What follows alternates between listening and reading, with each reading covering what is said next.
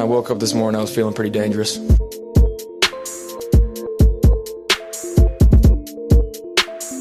Jameson Williams has been so impressive these last couple of weeks.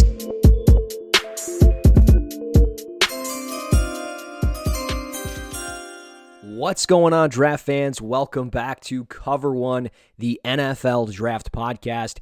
It's been a minute, folks. It's been a minute on the audio side. Every Thursday night, you can see me and Rich Haynes over on YouTube doing a live video breakdown every single Thursday, right around 7:40 p.m. We go about an hour breaking down all the news across the NFL and, of course, a lot of NFL draft talk. We've done a kind of a live combine show, a live free agency reaction show where we were literally getting on this past Thursday, and the news broke that DeVante Adams was traded to the Raiders.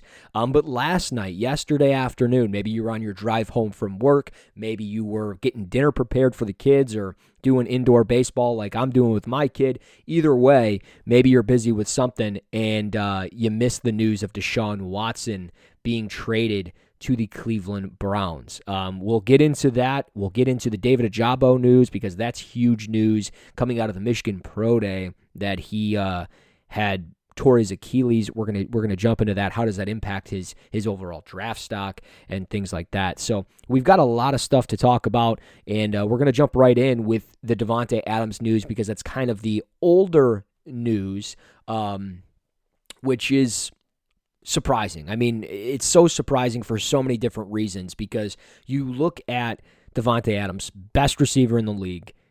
Aaron Rodgers comes back after this long, waited-out process of potentially retiring or going to another team, but he knew about it all along. The whole organization knew about it the entire time, that Davante Adams did not want to play on the franchise tag, which is what Green Bay did. They gave him the franchise tag, and they basically gave him the tag to own his rights for the next couple of weeks to figure out a trade destination. But Davante Adams went and bought a $12 million mansion out in Las Vegas. He is now traded to the Raiders, where he's reunited with a former college teammate, college quarterback at Fresno State, Derek Carr. And really, they didn't have to pay as much as other teams you would have to think of paying. Obviously, they've made him the highest receiver of all time, highest paid receiver of all time at a 5-year, $141 million deal, which is crazy, but it's well-earned. I mean, the guy is just so good at playing wide receiver. Nobody does it better than him. I don't care what anybody says. Sure, you can have the argument, DeAndre Hopkins up there as maybe a 1A, 1B type thing, but I still would bet my money on Davante Adams to get open for me over just about any receiver in the league. But yeah, I mean, the Raiders, they pay they pay the contract. They gave up pick 22 and pick 53, so a first and a second round pick in this year's draft. And of course, me as a Lions fan, trying to enjoy having the second pick, the 32nd pick, being the only team in the NFC North with as much draft capital as we do. And we've got 5 or 6 picks in the top 100, and here comes Green Bay, and they got pick 22, pick 28. They've got now a total of 5 picks in the top 100, and when you think that team might be close to hitting the reset button, they go ahead and do it for themselves, and they're going to draft great football players here at 22, 28, and 53. It's going to happen, and I'm sad because odds are they're going to take a receiver at 22 or 28. They could potentially take 2 at that point. They could very well take one in the draft and within the coming weeks sign a receiver like Julio Jones or Odell Beckham Jr. Both those guys could very well be on 1-year contracts. It's crazy. It's absolutely crazy. Now, I'm not up to date on every single free agency tidbit. As I clicked record, I know Danielle Hunter re-signed a contract with the Minnesota Vikings, so he's staying put. I know a lot of people said he was going to get traded. Buffalo Bills fans really wanted him. There was obviously some conversation of other fan bases around the league that wanted Hunter. He's staying put in Minnesota. But yeah, Adams to the Raiders, a blockbuster trade that kind of it didn't even kick off the crazy free agency. This has been the most wild offseason we've ever seen in the history of off seasons. I mean, let's just call it what it is. We have seen Russell Wilson traded to the Denver Broncos for the greatest haul in the history of the NFL draft, giving up Noah Fant, Shelby Harris, Drew Lock, first-round picks, second-round picks, the haul was insane. It's the best I've ever seen in a trade package. I don't care what anybody says. But then you have, obviously, DeVante Adams, and now we have the trade yesterday that kind of shocked everybody. It was so shocking to see that this trade actually happened to this specific team, and that is Deshaun Watson traded to the Cleveland Browns. Yesterday morning, or Thursday evening, I should say, it was reported that the Browns were out of the running. Watson was telling them that, no, I'm good. I'm down to Atlanta or New Orleans. Atlanta made a lot of sense because he had ties to the team as a kid. He was a ball boy for the Falcons. The Saints made sense because they cleared $80 million in cap space. They were in the negative. They had the worst cap situation of any team in the league. They converted a bunch of money into bonuses. They paid a bunch of guys now. And now they're in, obviously, the market to still get a quarterback, which they probably will. It'll probably be Jameis. Maybe it's Jimmy Garoppolo. They'll find a guy. But it felt like Watson to the Saints, it made sense. He would go to a team that has Michael Thomas, Alvin Kamara, some playmakers on offense, a relatively good defense, a team that feels like they could win now, compete with Tampa Bay in the NFC South, and obviously compete in the NFC that's really wide open. It's not the AFC West. It's not the AFC East. It's not any of the stuff in the AFC. But Watson he stays in the AFC. And you cannot blame Houston for taking this and moving this contract, moving all of this, because it's an incredible deal that he gets, Deshaun Watson.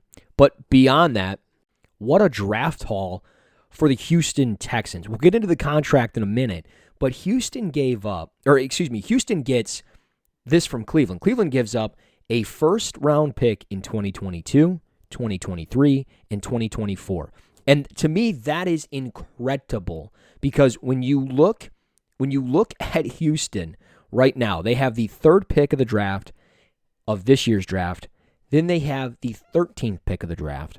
They also have 37, 68, and 80. So they also have 5 picks in the top 100. Very common theme on today's show. But they can easily build around Davis Mills. They could easily hit the reset button at the quarterback position and go Malik Willis, Kenny Pickett, unless, of course, Malik Willis is gone at 2. Hint, hint. But, I mean, this is an opportunity for Houston to build something with a bunch of talented players, leaving obviously the biggest question mark of all at the most important position in all of the sport at the quarterback spot, because Davis Mills, can he get the job done?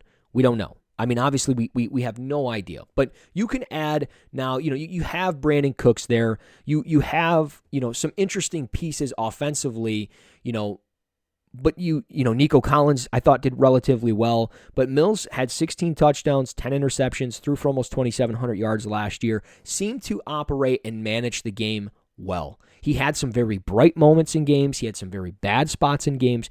But you could sit there at 3. You could take Kyle Hamilton. You just lost Justin Reed to the Chiefs. You could sign Kyle Hamilton. You could You could draft Kyle Hamilton. You could draft an offensive lineman like Ike Mekwonu. I love the fit for him there because you could play him at guard, tackle, either way. I would draft him playing him at left tackle. I'd move Laramie Tunsil over to the right side. That's what I would do personally. But you could do that. And then at 13, you're in a position to draft Garrett Wilson. You're in a position to draft Drake London.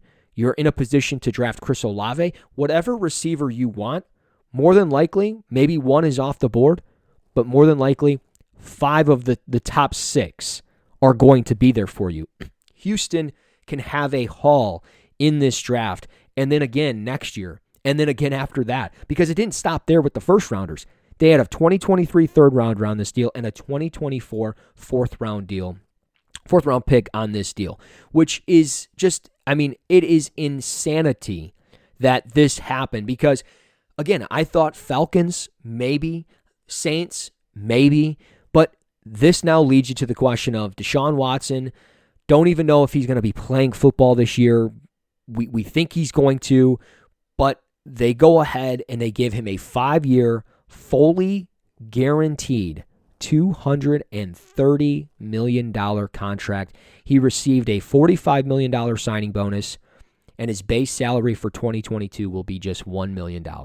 And this is basically for the simple fact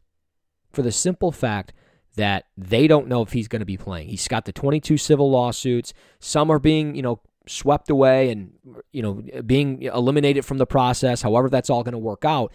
But you don't even know if this guy's going to play, and you just paid him a ton of money. Now, look, I love Deshaun Watson, the player on the field, but I cannot sit here and say what he does off the field is the right thing to do, because if all of this stuff is true, I mean, you shouldn't be playing, in my personal opinion. You shouldn't be playing. But I have no idea. I'm not the judge. I'm not the jury. I'm just a guy talking about football in the draft. And I'm just going to say this. Watson at 26 years of age, remains one of the best young quarterbacks in the league on the field. But this off-the-field stuff has got to find a way to clear itself up, or else the Cleveland Browns just made an absolute fool of themselves. But that now leaves them to this point of Baker Mayfield. They made a mistake from the get-go with this. They should have told Baker Mayfield, "Hey, we're gonna look into this trade potentially. We'll find a destination for you.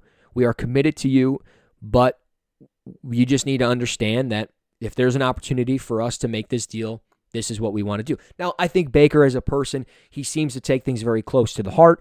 He probably would have reacted the same way anyways. But something was up right away when he sent out the tweet, the kind of the love letter of breaking up, and I did everything I could for the fan base. And you know what? I give him all the credit in the world. Sure, he hasn't been the best first overall pick of all time. We know that.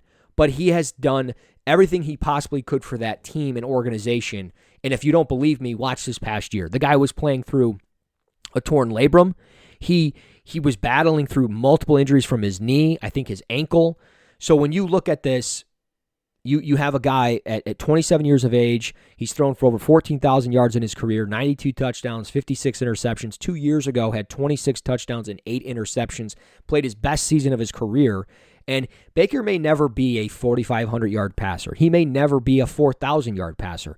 But this guy, you think of like Ryan Tannehill. Ryan Tannehill is still playing in the league. Baker Mayfield could very well end up in the same situation. Now it's just a matter of where does he end up? That's the question. And I know a lot of people have said Indianapolis is the preferred destination, which would make sense. They have pick 42 in the draft. They have pick 73 and 82.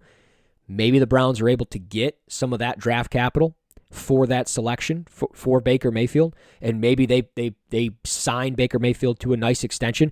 But I think the team that makes the most sense is at pick 40 or 41, the Seattle Seahawks. You have Drew Lock, but you can go ahead, trade pick 40 or 41. Maybe you add pick 109, a second and a fourth rounder, just to spice up the deal. You get Baker Mayfield. Baker hits reset of his career in Seattle. He's got DK Metcalf, Tyler Lockett, Noah Fant. He's got playmakers. Seattle can build up the defense a little bit, find a couple of decent offensive linemen potentially in this draft at pick 9 or 40, and then they're kind of rocking and rolling. And I think that's the way to go if I'm Seattle. I'm on the phone with Baker. But again, I don't know Baker off the field. I don't know, anything other than the fact of what I've seen in person of him, of that he's kind of got that moxie to him. He's got that chip on his shoulder. It's evident. But the fact that the Browns did this to him is one of those things that to me that's bad business, especially when you don't know if Watson's going to be playing. So just yesterday when this happened, mind-blowing. It was mind-blowing. We knew the Panthers weren't in it. It felt like they had the most to offer from a player perspective, from a draft pick perspective. They made sense. But obviously that didn't get done. Atlanta was interesting because of Matt Ryan. And now there's the whole Matt Ryan thing. So if I'm Atlanta, I think Atlanta has to find a way to potentially bring back Julio Jones for a season. If they can reunite, two guys that are, I would assume, relatively good friends, former teammates, played for a long time together. But Atlanta's going to have to now make this work with Matt Ryan. Maybe they convert some of his contract into a bonus, clear up some cap space. I know they've already done some, but maybe they can do the same with, Deion Jones, maybe Grady Jarrett. They just got some big contracts that, you just it's hard. It's going to be really hard for them. They got $21 million in dead cap money. So there's a lot of dead cap money on the books. And obviously Calvin Ridley being suspended for the whole year doesn't help. But, and I get it, bringing back Julio doesn't make sense when he's accounted for $15.5 million. You're paying him $15.5 million, as dead cap money. So, I get it. It probably doesn't make sense. But is there a veteran wide out there that you could bring in and it would keep Matt Ryan happy? And maybe Matt Ryan's not mad, right? We're just speculating. Maybe Matt Ryan is like, okay, you guys are going to do what's best for you guys. I'm not getting any younger. I'm 38 years of age. Maybe. But very interesting turn of events yesterday. Deshaun Watson, 26-year-old quarterback, going to Cleveland. Cleveland giving up a hell of a lot of draft capital. Baker Mayfield, who will be 27 in April, is going to hit the market somewhere via trade. I doubt he's released. And if he's traded, you would have to think, I would have to think Carolina's picked up the phone and called. I would have to think the Saints have picked up the phone and called. Seattle, maybe not. And Indianapolis. Those are kind of the four remaining teams where there's some question marks at QB. Detroit could be an interesting spot. I don't think it will happen. I think they're committed to Jared Goff, and I think they're committed to a quarterback in this draft. I think potentially Malik Willis at 2. We'll see. But I think ultimately, it's just wow. Just wow. The NFL has been absolutely insane this season. Davante Adams gone to the Raiders, Deshaun Watson to Cleveland, Baker Mayfield on his way out. Who knows where he's going to go? I'm sure we'll know within the next week or so. But crazy times within free agency, and if I could put it in a one-word answer, I would say drugs. Right? The NFL is on drugs. That's it. That's all there is to it. But in bigger draft news, David Ojabo is on the unfortunate side of an injury and is going to probably fall out of the first round now.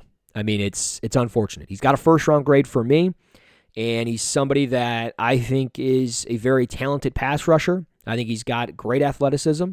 I think he's really twitchy with an explosive burst off the line of scrimmage. I think he's got good lateral quickness. He can change direction. He shows a plethora of pass rush moves from a bull rip, a push-pull, a spin, and a Hesse spin. I love his ability. He's got to get more consistent in the run game. Got to find ways to fight pressure with pressure. He was considered raw due to the lack of experience of playing football. He's only been playing football, for 5 years or so. He had an ankle injury in 2020, so that's worth monitoring as well. But now you have the torn Achilles, and it's unfortunate because a first rounder more than likely is not going to happen now. I think there was way too many teams that would have wanted to take him. Philly would have made a lot of sense at 15, 16, or 19. Green Bay at 22 or 28 would have made some sense. Who's to say, Dallas doesn't consider it, or Detroit at 32 if they pass on an edge rusher at 2. So I think when you look at this, his range now is somewhere in the middle of the second round all the way through the third round. I don't think we'll see him in the fourth round. I think in that third round specifically, you have pick 65 through 105. You have a 40-pick range where I think Ojabo falls to a specific team. Don't know what that team is going to be, but you would have to think the teams with the draft capital would consider it. Houston, they have pick 68 and 80 in that round. Maybe they would pull the trigger if they pass on an edge rusher at 3 or 13 or whatever. But these are scary injuries because Achilles is no joke. Achilles is an injury that takes time to heal. We saw Cam Akers last year, second-round pick, back in 2020. He got hurt towards Achilles. He was back in 6 months, and he was part of that Rams playoff push. It happens, right? It happens. Ojabo could be back in 6 months, so you could draft him, and you could potentially have him by October, November. Maybe you can get him for the last 8 or 9 games of the year. In an ideal world, that's what you're hoping for. And maybe he can come in and get you 4 or 5 sacks and then get ready for year 2. And maybe you're in the playoffs. I don't know. Again, I don't know where he's going to end up. But I think there's plenty of teams in that third round range that make a lot of sense. The Giants have pick 67 and 81. Again, Houston, we've already talked about them. Detroit picks early there at 66. I know that they were very, very heavy at the Michigan Pro Day, which makes sense. Ann Arbor to Allen Park, not that far. So maybe they're potentially in a situation to draft him later on, and maybe they get that edge rusher for the future. They already, they have Charles Harris. They let go of Trey Flowers. Maybe they can add a veteran here, just another 1-year vet or something like that. So there's a lot of different options, but it's just unfortunate for a player like David Ojabo, who, people kind of didn't like him for his run game ability. Pad level was sometimes too high, but you saw the fluidity within his game. You saw the bend, the flexibility. You saw the pass rush moves. The pass rush plan was there. There's a lot there. So it's unfortunate. Ojabo, though, torn Achilles, more than likely going to fall into that middle second round or all of round 3, somewhere in that range. And a team will roll the dice, and they'll try to potentially get a steal somewhere on that second day of the draft. I don't think he'll fall out of the second day of the draft. There's just too much talent there. And within the next month, he'll already be kind of on, the month of recovery at that point. The draft's at the end of April. So there's a lot. But, man, what a show. What a 24 hours, 48 hours it's been. I mean, between March Madness, some upsets, free agency, the trades that we've been seeing, everything that's going on, it's absolutely insanity. So we'll do another one of these maybe tomorrow morning or maybe Monday or something like that, and we'll do another one. We'll go over some prospects. We'll go over some things that we're hearing and seeing off of pro days and all of that fun stuff. But you guys, of course, can always do me a solid by finding the NFL Draft Podcast here on Spreaker, Spotify, Apple Podcasts, really wherever you get your podcasts. Go ahead and subscribe, rate, and review the show, and obviously add us into your rotation of daily podcasts that you listen to. But, of course, you can find me as well on Twitter at RussNFLDraft, so smash that follow button. But until next time, you guys, you take care. This is Cover One, the NFL Draft Podcast.